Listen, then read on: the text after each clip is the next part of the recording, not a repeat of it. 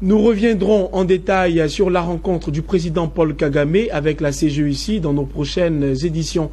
Intéressons-nous toujours au Rwanda pour parler cette fois-ci de Kigali, sa capitale, qui fait l'une des fiertés de l'Afrique. En effet, Kigali est déclarée par l'ONU la ville la plus propre d'Afrique et la troisième ville la plus verte au monde.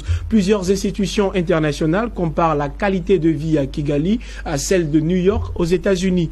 Comment le président Paul Kagame a su fédérer les Rwandais à sa vision de l'ordre et de sa propriété, élément de réponse dans ce document inédit et exclusif de Business 24. C'est un reportage de Jean-Charles Sibaï, commenté par Jérémy Aouri. Le Rwanda, pays de l'Afrique centrale. Si par le passé le nom du pays était connu pour sa douloureuse histoire du génocide de 1994 qui a fait plus de 800 000 morts, aujourd'hui, le Rwanda fait la fierté de tout un continent et du monde entier. Non seulement parce que le pays a su transcender ses erreurs, mais aussi à cause de sa capitale, Kigali,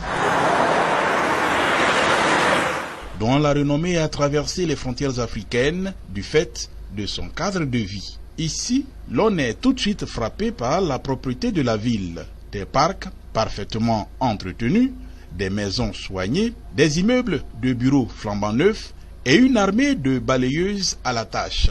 Difficile de trouver l'ombre d'un déchet par terre. Et les habitants s'y promènent sans problème de jour comme de nuit. La ville est devenue une des plus propres et sûres du continent. Tout paraît en ordre. Conséquence, l'ONU Habitat a déclaré Kigali comme la ville la plus propre d'Afrique en 2016, pour la troisième année consécutive. En 2017, elle a été couronnée meilleure capitale africaine. D'après le Courrier international, qui cite les services des ressources humaines des Nations Unies, le confort de vie y serait en effet presque comparable à celui de New York, aux États-Unis. En plus d'être la ville la plus belle d'Afrique, Kigali est également la troisième ville la plus verte au monde. La ville aux 1000 collines, c'est la propriété. La propriété, ça franchement, j'avoue qu'ils sont... c'est un exemple à suivre, c'est un exemple à copier. Kigali, je suis amoureuse. Beaucoup s'accordent à dire que le succès du pays repose sur un homme charismatique, le président de la République du Rwanda, Paul Kagame. L'homme a su fédérer son peuple autour d'une vision.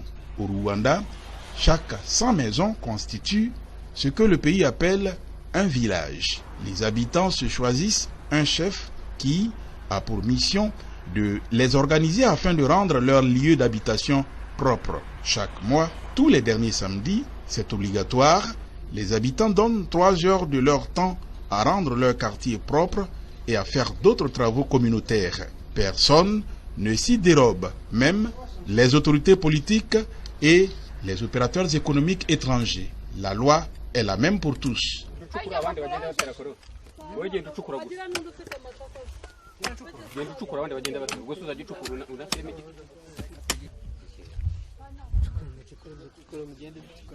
Comme ici, dans ce quartier à l'extrémité est de la ville de Kigali, les populations plantent des arbres sur la falaise afin de lutter contre l'érosion.